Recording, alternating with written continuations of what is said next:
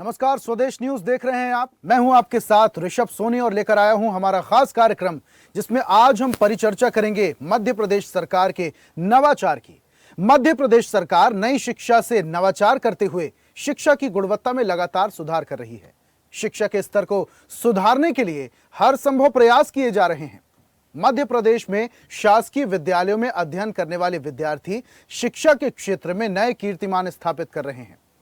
प्रधानमंत्री नरेंद्र मोदी के नेतृत्व में प्रदेश शिक्षा के क्षेत्र में उत्तरोत्तर प्रगति कर रहा है।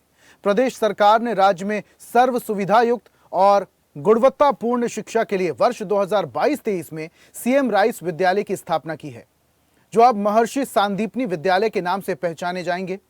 मुख्यमंत्री डॉक्टर मोहन यादव ने कहा कि सांदीपनी विद्यालय परियोजना मध्य प्रदेश शासन की एक महत्वाकांक्षी पहल है, जो गरीब वर्ग के विद्यार्थियों को भी विश्व स्तरीय गुणवत्तापूर्ण शिक्षा प्रदान करने के विजन के साथ शुरू की गई है। भारतीय संस्कृति और आधुनिक शिक्षा के संगम के लिए मध्य प्रदेश सरकार संकल्पित है। सबसे पहले नई राष्ट्रीय शिक्षा नीति लागू करने वाला मध्य प्रदेश पहला राज्य है। ऐसे में प्रदेश सरकार की पहल से सांदीपनी स्कूल एवं नवोदय विद्यालय के स्थापित होने से शिक्षा के नए कीर्तिमान बनेंगे। केंद्रीय शिक्षा मंत्री धर्मेंद्र प्रधान ने कहा कि रतलाम जिले के आलोट में यह दूसरा नवोदय विद्यालय शुरू हुआ है। राष्ट्रीय शिक्षा नीति 2020 के आधार पर युवाओं को रोजगार मूलक शिक्षा देने में जवाहर नवोदय विद्यालय और केंद्रीय विद्यालय महत्वपूर्ण योगदान दे रहे हैं। ग्रामीण पृष्ठभूमि के बच्चे नवोदय विद्यालय में अध्ययन कर जेईई, नीट जैसी परीक्षाएं पास कर उच्च शिक्षा प्राप्त करने के लिए महाविद्यालय में प्रवेश ले रहे हैं। लगभग 1,53,00,000 बच्चे मध्य प्रदेश के विद्यालयों में अध्ययनरत हैं। राज्य और केंद्र सरकार के सहयोग से इन विद्यालयों में एआई की पढ़ाई भी शुरू की गई है। स्कूल समाज को मजबूत बनाते हैं। मध्य प्रदेश की नई पीढ़ी को सशक्त कर प्रदेश को विकसित किया जा रहा है। तो मध्य प्रदेश सरकार अब एक अलग तरीके का नवाचार कर रही है। शिक्षा को लेकर पहल मध्य प्रदेश सरकार की, इसको लेकर प्रदेश के मुखिया मुख्यमंत्री डॉक्टर मोहन यादव का क्या कुछ कहना है, वो भी आपको सुनवाते हैं। सुनिए। लेकिन आज तो स्कूल शिक्षा का कार्यक्रम है, मैं दोबारा इस बात पे आता हूं।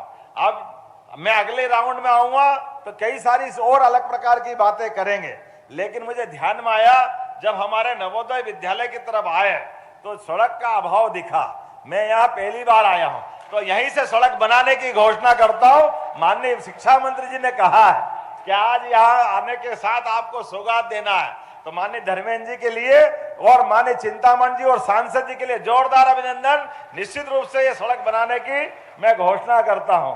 मंत्री था उस समय भी, आपके समय भारत सरकार में माननीय मोदी जी ने जब शिक्षा नीति लागू की, तो मुझे गर्व है सबसे पहले जिस राज्य ने शिक्षा नीति लागू की वो मध्य प्रदेश था, जिसने सबसे पहले शिक्षा नीति लागू की। और अभी माननीय शिक्षा मंत्री जी बता रहे थे, एक एक करके नवोदय विद्यालय के माध्यम से समाज के अंदर खास करके गरीब, पिछड़े, एससी, एसटी सभी वर्गों के लिए नवोदय विद्यालय के माध्यम से कितना बदलाव आ रहा है पूरे देश के अंदर। और आपने भी अभी और जोर दे के प्रयास किया है। मैं मान के चलता हूं सांदीपनी विद्यालय में भी बड़ी संभावना है, और माननीय शिक्षा मंत्री जी ने कहा है कि हम और वो बैठेंगे, आगे आने वाले समय में हमारी स्कूली शिक्षा का भी स्तर और आगे बढ़े। राज्य में सभी प्रकार की व्यवस्थाओं के आधार पर हमारे सांदीपनी विद्यालय, स्कूल शिक्षा के विद्यालय ये आगे से आगे बढ़ते जाए, इस दिशा में निश्चित रूप से काम करेंगे। तो प्रदेश में शिक्षा और कैसे बेहतर हो, प्रदेश में बच्चे और कितनी तरीके से शिक्षा प्राप्त कर सकते हैं और कितनी अच्छी शिक्षा प्राप्त कर सकते हैं, इसको लेकर मध्य प्रदेश सरकार अब कृत संकल्पित है। इस पर हम परिचर्चा करेंगे। हमारे साथ कुछ मेहमान जुड़ रहे हैं, उनका परिचय आपसे करवाते हैं। शिक्षिका हमारे साथ स्टूडियो में मौजूद है रागिनी सैनी जी। रागिनी जी, बहुत स्वागत है आपका। और इसी के साथ शिक्षाविद डॉक्टर उषा खरे भी हमारे साथ लाइव जुड़ी हैं। उषा जी, आपका भी बहुत स्वागत है। और इस परिचर्चा की शुरुआत रागिनी जी मैं आपसे ही करना चाहूंगा। मध्य प्रदेश शांति का टापू, अभी शिक्षा नीति लागू करने वाला पहला प्रदेश भी मध्य प्रदेश है। अब मुख्यमंत्री डॉक्टर मोहन यादव जिस तरीके से बहुत स्पीड के साथ, बहुत सतर्कता के साथ संकल्पित होते हैं और फैसले लेते हैं, उनमें से एक फैसला है नवाचार का। नवाचार हो रहा है शिक्षा को लेकर। नवोदय विद्यालय, सांदीपनी विद्यालय, कैसे देखती हैं आप ये सांदीपनी विद्यालय अब मध्य प्रदेश में शुरू होने वाले हैं, बच्चों का भविष्य कितनी तेजी से बदलेगा? सांदीपनी विद्यालय शुरू होने वाले नहीं है, पिछले 4 वर्षों से शुरू हो चुके हैं। और मैं जिस स्कूल में पदस्थ हूँ वो एक पहले नॉर्मल स्कूल बरखेड़ी कहलाता था, और 4 साल में मैंने अपने ही स्कूल में जो बदलाव देखे हैं सांदीपनी स्कूल बनने के बाद, वो काफ़ी प्रभावशील थे। और मैं रिजल्ट की बात करूँ तो जो पहले मेरे स्कूल का रिजल्ट हुआ करता था और अब जो हुआ करता है उसमें बहुत बदलाव है, क्योंकि ये स्कूल बच्चों को वे सभी सुविधाएं प्रदान करते हैं जो एक बच्चा प्राइवेट स्कूल में जाकर पूरी करना चाहता था। तो जो सरकार के द्वारा ये सांदीपनी विद्यालय चालू करने की पहल की गई है वो बहुत अच्छी है, क्योंकि कम फीस में वही बच्चा अच्छा स्पोर्ट्स, अच्छा म्यूज़िक, अच्छा डांस के साथ साथ पढ़ाई भी कर पाता है, और वे सभी सुविधाएं जो उसे चाहिए होती है वो उसे मिल जाती है। और इसके अलावा सबसे ज्यादा जो माँ बाप पर, अभिभावकों पर जो बर्डन अभी पड़ रहा था, मैंने और आपने देखा भी कि खबरों में लगातार देखने को मिल रहा था कि जो प्राइवेट स्कूल हैं जो पेरेंट्स पर लगातार दबाव बनाते हैं, कभी फीस बढ़ा देते हैं, कभी एक्स्ट्रा करिकुलर एक्टिविटीज के नाम पर ज्यादा फीस वसूलते हैं। इससे भी जो परिवार वाले हैं, जो अभिभावक हैं, उन्हें राहत मिलेगी और बच्चों को भी बेहतर शिक्षा मिलेगी। ठीक है, उषा जी का रुख करता हूं मैं। उषा जी, मध्य प्रदेश सरकार की इस पहल को किस तरीके से आप देखती हैं? रागिनी जी बता रही हैं कि ये जो पहल की जा रही है, सांदीपनी विद्यालय शुरू हो चुके हैं, 4 साल हो चुके हैं, शिक्षा तो बेहतर होगी होगी, बच्चों को भी अच्छा भविष्य मिलेगा। जो हाईटेक टेक्नोलॉजी है और जो अच्छी शिक्षा है वो भी बच्चों को मिलेगी। जी जी, धन्यवाद, नमस्कार। रागिनी ने बिल्कुल सही कहा। ये जो सीएम राइज या सांदीपनी हमारे स्कूल आए हैं, ये बहुत अच्छा विकल्प है। एक साधारण परिवार में जन्म लेकर बच्चा जो ख्वाब देखता है, सपने देखता है, और उनको पूरा करने के लिए उनके माँ बाप के पास पैसे नहीं होते, वो सारे के सारे ख्वाब उस बच्चे के पूरे हो सकते हैं सांदीपनी स्कूल से, क्योंकि इसका क्यूरिकुलम, इसमें दी जाने वाली सारी सुविधाएं और यहाँ के शिक्षकों का प्रशिक्षण, यहाँ के प्राचार्यों का प्रशिक्षण उच्च स्तर का हो चुका है, और जिसके परिणाम इस साल से सुखद परिणाम हमें देखने को मिलने लगे हैं। जो 4 साल से लगातार इन पर प्रयास चल रहे थे, इस वर्ष इन विद्यालयों का रिजल्ट भी बहुत अच्छा आया है, और वो बच्चे जो जिनके अंदर कैलिबर है, जो कुछ कर सकते हैं पर पैसे के अभाव में जो कुछ नहीं कर पा रहे थे, उन सारे बच्चों के लिए बहुत ही अच्छा विकल्प है और बहुत अच्छी प्रोग्रेस है।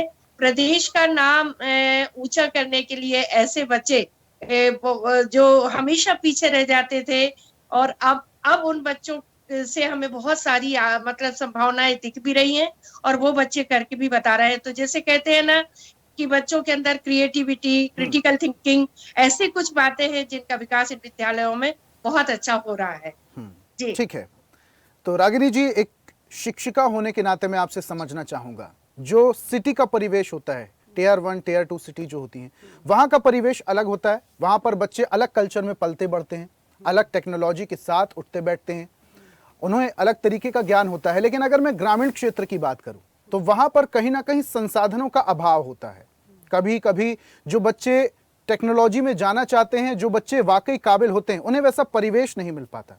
तो क्या सांदीपनी विद्यालय के जरिए, नवोदय विद्यालय के जरिए ऐसे बच्चों को अब प्रोत्साहन मिलेगा जो कभी संसाधन के अभाव में आगे नहीं बढ़ पा रहे थे, अब उन्हें एक नई उड़ान मिलेगी? जी बिल्कुल मिलेगा, क्योंकि सांदीपनी स्कूल में एक पर्याप्त बहुत अच्छा आईटी लैब है और बच्चों के डेली उसकी क्लासेस लगती है। इसके अलावा वहाँ वोकेशनल कोर्सेज जो हैं जिसमें सॉफ्टवेयर और हार्डवेयर को लेकर पढ़ाई की जाती है, जो पहले एक ग्रामीण परिवेश के स्कूल में संभव नहीं था। वो जो भी सांदीपनी स्कूल है उन सभी में ये सुविधाएं दी गई हैं, जिसके द्वारा, और स्मार्ट क्लासेस भी हैं। तो जो वो अगर किसी के पास फ़ोन अवेलेबल नहीं है और वो लेटेस्ट टेक्नोलॉजी से पढ़ना चाहता है तो वो अपने क्लासरूम में उसका प्रयोग कर सकता है। तो अब वो किसी भी तरीके से कोई भी आधुनिक संसाधनों का प्रयोग वहाँ पर कर पाता है और उसका रिजल्ट बहुत अच्छा है, वो सीख पा रहे हैं। ठीक है, उषा जी की ओर मैं बढ़ता हूँ। उषा जी, शिक्षाविद होने के नाते मैं एक बात आपसे समझना चाहूँगा। आज की जो जनरेशन है, जो बच्चे हैं, उन्हें हाई टेक्नोलॉजी का ज्ञान ज़रूरी है, क्योंकि अब हर जगह हम देखते हैं कि एआई टेक्नोलॉजी अब कंपलसरी हो गई है। बच्चों को इसका ज्ञान होना बहुत ज़्यादा ज़रूरी है। फ्यूचर में कंपटीशन में अगर रहना है तो इस चीज़ का या टेक्नोलॉजी का ज्ञान होना बहुत ज़्यादा ज़रूरी होता है। ना सिर्फ बच्चों को, अब युवाओं को भी इस ओर आगे आकर इस टेक्नोलॉजी को अडॉप्ट करने की बहुत ज़्यादा ज़रूरत हम देखते हैं। लेकिन यहाँ पर बच्चों को हाई टेक्नोलॉजी के साथ साथ अपनी संस्कृति का ज्ञान होना भी बहुत ज्यादा जरूरी है। तो क्या पाठ्यक्रम में ऐसी कुछ चीजें ऐड ऑन होनी चाहिए सांदीपनी विद्यालय में, नवोदय विद्यालय में, कि बच्चे टेक्नोलॉजी तो पढ़े ही लेकिन मध्य प्रदेश के गौरव को, इतिहास को, विरासत को भी जाने, संजो कर रखें? जी, बहुत अच्छा प्रश्न आपने किया। मैं स्टीयरिंग कमेटी की भी मेंबर हूँ और पाठ्यक्रम पुनरीक्षण का जो कार्य मध्य प्रदेश सरकार के द्वारा किया जा रहा है, उसमें इन सारे तथ्यों पर बहुत ही गहन चिंतन करके वो भारतीय, कहते हैं ना कि भारतीय संस्कृति की जो उज्जवल परंपरा है, हमारे सांस्कृतिक मूल्य हैं, इन सारी चीजों को एड ऑन करने के लिए पाठ्यक्रम में पूरा गहन चिंतन चल रहा है और लेखकों के द्वारा जो नई पुस्तकें बनेंगी उन सब में वो चीजें आएंगी। क्योंकि ये बहुत सही कहा आपने कि जहाँ एक और हम एआई के माध्यम से इतनी लेटेस्ट टेक्नोलॉजी में आगे बढ़ रहे हैं, तो ऐसा ना हो कि हम अपने जीवन मूल्यों को बिल्कुल ही समाप्त कर दें। और यदि हमारे अंदर से नैतिकता और जीवन मूल्य हमारे कम होते हैं, उनका ह्रास होता है, तो ये मान के चलिए कि हम कितना भी वैज्ञानिक प्रगति क्यों न कर ले, हमारी वास्तविकता हमसे छिनेगी। तो ये एक कॉम्बिनेशन सामंजस्य बिठाना ही पड़ेगा और बैठेगा भी, क्योंकि अब नया हमारा एनसीएफ बन गया है, नए तरीके से पाठ्यक्रम बनेगा, नई तरीके से किताबें लिखी जाएंगी और शिक्षकों को उसी तरीके से प्रशिक्षण देने के बाद उनको तैयार किया जाएगा कि वो हमारी भारतीय परंपराओं का समस्त ज्ञान पाठ्य पुस्तकों के माध्यम से बच्चों तक पहुंचाए, जो कहीं ना कहीं मतलब यानी भ्रमित हो रहे हैं या वंचित हो रहे हैं। अब रहा सवाल इसका कि एआई कितना जरूरी है या डिजिटल लिटरेसी प्रोग्राम कितना जरूरी है, ये बहुत अधिक जरूरी है। 2014 में मैं वहीं पर बरखेड़ी के पास में एक कन्या जहांगीराबाद स्कूल है, वहां मैंने माइक्रोसॉफ्ट कंपनी की मदद से एक लैब स्थापित की थी। डिजिटल लिटरेसी प्रोग्राम का सर्टिफिकेशन में लेके आई थी। उसमें मैं आपको बताना चाहूंगी कि उसमें मैंने माताओं को, बच्चियों के माताओं को और बच्चियों को उसमें जो मतलब डिजिटल साक्षरता के जो कार्यक्रम मैंने चलाए, आज भोपाल शहर में कम से कम 500 से 1000 लड़कियां अपने जीवन यापन के साथ साथ पढ़ाई मतलब कंटिन्यू किए हुए हैं। और कहीं भी हमें वो बच्चियां मिलती हैं तो वो यही कहती हैं कि स्कूल के अंदर जो डिजिटल सर्टिफिकेशन हमने किया था उसकी बदौलत आज हमें नौकरी मिली है। तो ऐसा नहीं है कि अगर हम लेटेस्ट टेक्नोलॉजी की पढ़ाई बच्चों को कराते हैं तो एक संभावना बच्चों की बनती है, जॉब अपॉर्चुनिटी की, एक बच्चों की डिजिटल साक्षरता की संभावना बनती है, बच्चों में कॉन्फिडेंस आता है। और दूसरी तरफ अगर हम बारीकी से ध्यान देंगे, मॉनिटरिंग करेंगे, इन सारी चीजों पर हम सोचेंगे, गहराई से चिंतन करेंगे, हमारे अधिकारी बहुत सेंसिटिव होंगे, संवेदनशीलता से काम करेंगे, तो एक अच्छा कॉम्बिनेशन बनेगा और इस तरह से हमारे बच्चों का समग्र विकास भी होगा और एक अच्छे मध्य प्रदेश की संकल्पना का भी हमारा आधार बनेगा। बिल्कुल, बहुत बढ़िया बात कही आपने उषा जी, क्योंकि जिस तरीके से टेक्नोलॉजी जरूरी है उसी तरीके से आध्यात्म भी बहुत ज्यादा जरूरी है और संस्कृति को संजो कर रखना भी बहुत ज्यादा जरूरी है। इसी से कुछ मिलता जुलता सवाल मैं रागिनी जी आपसे करना चाहूंगा, जैसा कि बहुत अच्छी बात उषा जी ने भी कही। अब मध्य प्रदेश सरकार जो है अलग तरीके का नवाचार तो कर ही रही है। मध्य प्रदेश ऐसा प्रदेश है जो कि शिक्षा नीति लागू करने वाला पहला प्रदेश बना है। नवोदय विद्यालय या संदीपनी विद्यालय, बच्चों को कैसी इस तरीके की शिक्षा दी जाए, या क्या ऐसा अनुपात हो कि टेक्नोलॉजी का भी समावेश उसमें होना चाहिए, संस्कृति विरासत का भी समावेश होना चाहिए, क्योंकि ये दोनों बच्चों के लिए जरूरी है। विगत हम कुछ समय से देख रहे हैं कि बच्चों में या स्कूली पाठ्यक्रम में या स्कूल में हमारी संस्कृति को जोड़ने के लिए कुछ खास प्रयास नहीं किए जा रहे हैं। लेकिन विगत 1 वर्षों से मैंने देखा है, जब से हमारे माननीय मुख्यमंत्री मोहन यादव जी आए हैं, तो हमारे स्कूलों में हम सारे त्योहार मना रहे हैं। हम चाहे वो जन्माष्टमी हो, चाहे वो किसी भी हमारी उनकी जयंतियां हैं, बच्चे उनके बारे में जान रहे हैं और वो मिलकर हम स्कूल में मना रहे हैं। तो वो संस्कृति तो उनके पास आ ही रही है। कैसे मनाया जाता है ये बच्चे खुद बताते हैं कि किसी के जैसे अभी भूल गए थे शिवाजी जयंती या कौन है शिवाजी, बच्चे जब पढ़ नहीं रहे तो उसके बारे में जान नहीं रहे, लेकिन जितनी भी जयंतियां हैं हमारे महापुरुषों की, महावीरों की, वीरांगनाओं की, वो जयंती हम स्कूल में सेलिब्रेट करते हैं और बच्चे उसके बारे में जानते हैं। और जैसे ही पाठ्यक्रम में भी इसको और शामिल कर दिया जाएगा, बच्चे इसके बारे में जानने लगेंगे। अच्छा, एक बहुत ही महत्वपूर्ण सवाल मैं आपसे समझना चाहूँगा। हम और आप अब सोशल मीडिया में काफ़ी ज़्यादा एक्टिव रहते हैं, सभी लोग बहुत ज़्यादा एक्टिव रहते हैं। जो छोटे बच्चे रहते हैं वो भी सोशल मीडिया में इन दिनों काफ़ी ज़्यादा एक्टिव होते हैं, जो कि कभी कभी बहुत ज़्यादा हानिकारक भी होता है। तो क्या सरकार को सोशल मीडिया को लेकर भी बच्चों को शिक्षा देने की बहुत ज़्यादा ज़रूरत है? क्योंकि विज्ञान में चमत्कार है तो अभिशाप भी कई सारे मिल जाते हैं। रागिनी जी। जी बिल्कुल, इसके लिए सोशल मीडिया बच्चों के लिए ज़रूरी है, लेकिन जो हम बच्चों को स्कूल्स में बताते हैं मॉरल एजुकेशन, उसमें हम इसके दुष्प्रभाव और लाभ दोनों बताएं। जब हम बच्चों को दोनों चीज़ों के बारे में बताएंगे तो बच्चों को समझ में आएगा कि हमें इसका प्रयोग किस जगह करना है, कौन सी चीज़ें हमारे लिए लाभदायक हैं उसका हम प्रयोग करें, एआई का या मोबाइल का या टेक्नोलॉजी का। पढ़ने के लिए बहुत उपयोगी है, क्योंकि आप स्कूल में आ रहे हो तो आपके लिए कितनी बेटर तरीके से आप उससे एजुकेशन या नई नई चीज़ें पूरे विश्व की जान सकते हैं। किताब में पढ़ना उतना मुश्किल होता है क्योंकि बच्चे 1 या 2 पेज पढ़ने के बाद बोर हो जाते हैं, लेकिन वही चीज़ के जब वो वीडियोस देखते हैं या लेक्चर्स सुनते हैं तो उनके लिए वो इजी होता है। तो उस पर एक स्कूल प्रबंधन को रोकथाम निश्चित वो करना पड़ेगा कि बच्चे ना देखें। इसलिए हम स्कूल की जो क्लासेस या स्मार्ट बोर्ड है उसमें हम बच्चों को दिखाते हैं। हमें मोबाइल लाना तो अलाउड नहीं करना है, लेकिन हमारे पास जो स्मार्ट बोर्ड है उसमें हम बच्चों को वो चीज़ें बताते हैं और बच्चों के लिए वो उपयोगी होती है। बिल्कुल, और बच्चों को ये जानना और समझाना बहुत ज़्यादा ज़रूरी है, और ये शिक्षा स्कूल में मिलने लगे तो ये बहुत ज़्यादा बेहतर होगा। उषा जी, आपसे एक बात मैं समझना चाहूँगा, यहाँ पर बच्चों को हाई टेक्नोलॉजी के साथ ज्ञान भी दिया जाना है और इसके साथ साथ अब अलग तरीके की क्लासेस रहने वाली हैं, लेकिन एक बात ये ज़रा बताइएगा कि क्लास तो हो रही है और सरकार लगातार प्रयास भी कर रही है, और ये जो नवोदय विद्यालय हैं और संदीपनी विद्यालय हैं इनको हाई टेक्नोलॉजी के साथ विकसित किया जा रहा है क्लासेस में, और जो विश्व स्तर की गुणवत्ता है ये दी जाने वाली है बच्चों को अब। तो पहले की जो शिक्षा नीति थी और अब की शिक्षा नीति है, इसमें आप क्या फर्क देखती हैं? देखिए, नई शिक्षा नीति में बहुत अंतर आया है। 5+3+3+4 का अर्थ ये है कि आप नर्सरी KG1 से ही बच्चों को मतलब उनकी कॉग्निटिव डेवलपमेंट, संज्ञानात्मक विकास के लिए विद्यालयों में एक वातावरण का निर्माण किया जा रहा है, जिसमें बच्चों को खेल खेल में रोचक गतिविधि आधारित शिक्षा दी जाएगी। और जब हम अपनी जड़ पर काम करेंगे तो निश्चित रूप से हमारा तना और शाखाएं, पत्तियां बहुत अच्छी होंगी।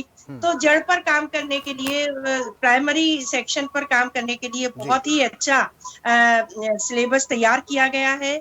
संसाधन और सुविधाएं भी जुटाने के लिए अभी जो बात कही गई है वो बहुत अच्छी है। यदि बहुत अच्छा वातावरण बच्चों को प्रारंभिक स्तर से मिलता है तो उनका आधार अच्छा बनेगा।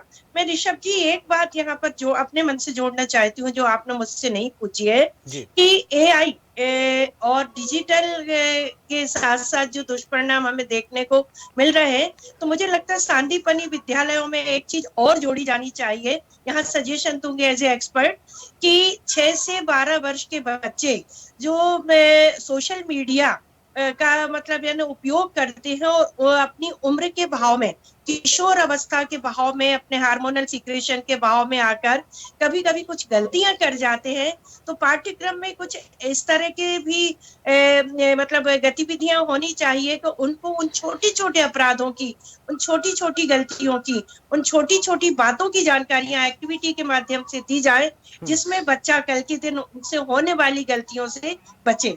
क्योंकि फिर क्या होता है, 9वीं 10वीं में यदि उस बच्चे से थोड़ी सी बड़ी गलती हो गई तो उसके लिए जो सजा के प्रावधान है, या बाद में जाके उसको एक गिल्टी फील होता है, या किसी तरह का साइकोलॉजिकल इम्बैलेंस उस बच्चे का जीवन में बनता है। तो सांदीपनी विद्यालयों में ऐसे सेमिनार, ऐसी गतिविधियां भी जोड़ी जानी चाहिए जिससे बच्चा ये समझ सके कि सामान्यतः कानून क्या होता है, कानून में किस तरह की सुविधाएं दी गई हैं, किस तरह की गलत और सही का सावधानियां फर्क रखने को बच्चा कहा गया समझ है। सके। जी जी जी जी जी। बहुत अच्छी तो बात इस तरह कही उषा की जी बातें आपने, भी जोड़ी जानी क्योंकि चाहिए। स्कूल में अगर ये जी। पहले चरण के पायदान की अगर ये शिक्षा दी जाने लगी तो बच्चों को सही और गलत में फर्क समझ में आने लगेगा। और वैसे पहली प्राथमिकता और पहली जिम्मेदारी तो माँ बाप की होती है, क्योंकि आजकल देखने को मिलता है कि माँ बाप दोनों फोन में बिजी हो जाते हैं और जब बच्चा रोने लगता है या परेशान होने लगता है तो बच्चे को भी फोन पकड़ा दिया जाता है। तो यहाँ पर भी माँ बाप को, परिवार वालों को, अभिभावकों को ध्यान देने की बहुत ज्यादा जरूरत है। बाकी सरकार, शिक्षा, शिक्षक और स्कूल तो बच्चों को शिक्षित करने के लिए और सही गलत का फर्क बताने के लिए हैं ही। लास्ट कमेंट रागिनी जी मैं आपसे चाहूंगा, नवोदय विद्यालय, सांदीपनी विद्यालय, हाई टेक्नोलॉजी के साथ बच्चों को शिक्षा मिलने वाली है, एआई टेक्नोलॉजी है, जितनी भी नई टेक्नोलॉजी है, सबकी शिक्षा के साथ साथ संस्कृति भी बच्चों को पढ़ाई जाएगी। ऐसा और क्या बदलाव किया जाए या क्या एड ऑन किया जाए सरकार को कि शिक्षा और बेहतर हो, बच्चों को और अच्छा भविष्य मिले? लास्ट कमेंट में देखिए, किसी भी स्कूल के लिए बिल्डिंग, उधर पे जो आधुनिक सुविधाएं वो बहुत ज़रूरी है, लेकिन उसमें मुख्य ज़रूरी है शिक्षक। तो सांदीपनी स्कूल में अभी भी ये देखने में आया है कि जितने अनुपात में बच्चे हैं उस अनुपात में अभी शिक्षक पदस्थ नहीं है। हम गेस्ट फैकल्टी की मदद लेते हैं। तो सबसे पहले अगर सरकार चाह रही है कि हम सांदीपनी स्कूल को और बेहतर करें तो कम से कम प्राइमरी में बहुत ज़्यादा शिक्षक रखें, क्योंकि अभी भी ये होता है कि अगर 5 क्लासेस हैं, 5 क्लासेस के हिसाब से टीचर मौजूद उतने नहीं हैं, एक ही टीचर पूरे क्लास में बैठा रहता है, तो बच्चा भी देख के वो बोर होता है। तो सबसे पहली समस्या है शिक्षक की।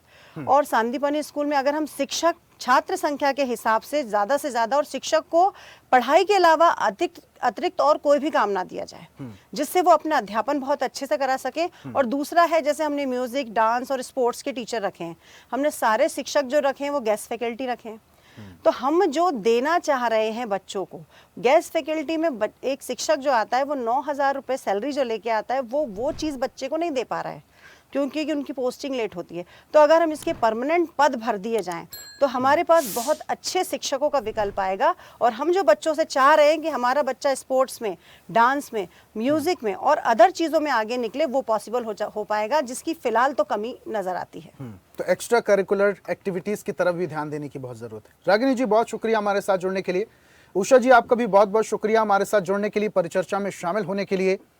दोनों मेहमानों का बहुत बहुत शुक्रिया। और आज हम बात कर रहे थे सरकार के नवाचार की। सरकार अब नवोदय विद्यालय, सांदीपनी विद्यालय के जरिए अब नया नवाचार करने जा रही है, जिससे बच्चों को हाई टेक्नोलॉजी के साथ अच्छी शिक्षा और बेहतर संस्कार भी मिलेंगे। तो ये मध्य प्रदेश सरकार की पहल को अब प्रदेश भर में सराहा जा रहा है। आज की खास पेशकश में फिलहाल इतना ही। देश दुनिया की तमाम अपडेट्स के लिए बने रहिए स्वदेश न्यूज के साथ, सबसे पहले देश। और ऐसी ही ताजा खबरों के लिए लाइक, फॉलो और यूट्यूब पर सब्सक्राइब कर बेल आइकन जरूर दबाइए। और हर अपडेट के लिए विजिट कीजिए स्वदेशलाइव.com।